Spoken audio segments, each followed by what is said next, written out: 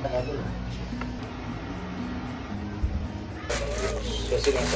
day in my life bilang isang nanay, tara't samahan niyo ako sa buong araw ng mga gawaing bahay. Tinanghali nga ako ng gising kaya hindi na ako nakapag-prepare ng umagahan at diretso na nga pananghalian.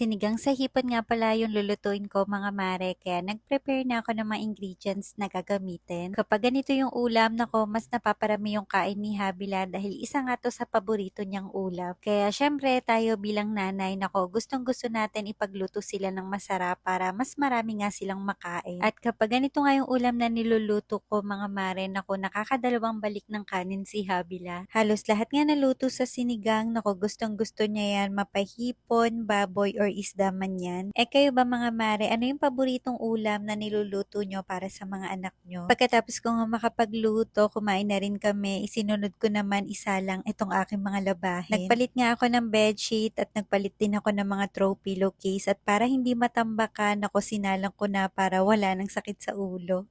Char. Habang nakasala nga yung aking mga labahin, eto, at magluluto naman ako ng champurado para sa merienda. Nakaraan pa talaga ako nagkikrave dito mga mare, hindi lang talaga ako makapagluto dahil sa sobrang busy ng mare nyo. Kaya imbis na umagahan nga mga mare, eto, at naging merienda na. Anyways, pinalambot ko nga muna yung bigas na malagkit at tinunaw ko naman yung kokwa sa mainit na tubig. Ewan ko kung ganito yung pagluluto nyo mga mare, pero sa akin mas okay yung ganitong pagluluto at mas matitimpla mo talaga ng maayos. Nagprito nga rin pala ako ng tuyo para meron ngang kapartner itong aking champurado. Ewan ko ba, pero nasanay na ako na sa tuwing magluluto ng champurado, dapat kailangan merong tuyo. Perfect combo kasi yun mga mare, matamis tapos medyo maalat. Pagkatapos kong makapagluto, kumain na kami ni Habila at kinagabihan na nga ito mga mare. Napatulog ko na nga pala si Habila, sunod nga ito at mag-unboxing na naman ng mare nyo. Dalawa nga muna itong bubuksan ko at ito nga pala yung Seaways Stain Removal. Nagustuhan ko kasi yung washing machine cleaner ng Seaways, kaya eto mga mare, umorder din ako nitong stain removal. Gagawan ko yan ng review mga mare para mas makita nyo. Isinunod ko naman buksan etong heavy duty garment steamer from Hoden. Nako, excited talaga ako dito mga mare dahil magagamit ko talaga to sa pasukan. Mas okay kasi yung mga ganitong heavy duty, lalo na't kung marami kang paplansyahin. So ayan, in-unbox ko na mga mare. Meron na itong kasamang ironing board, kaya pwede mo siyang plansyahin ng patayo or pwede rin pahiga. Malaki nga rin pala itong steam iron mga mare at malakas nga yung buga nito, kaya paniguradong mas mapapabilis yung pagpaplansya. Napakabilis kasi ng araw mga mare, kaya eto, nag-iipon na ako na magagamit namin para sa pasukan. Meron na nga rin itong free gloves mga mare, kaya kahit hawakan mo, nako, hindi ka mapapaso. Nagustuhan ko yung mga ganitong garment steamer dahil maiiwasan talaga yung pagkasunog ng damit.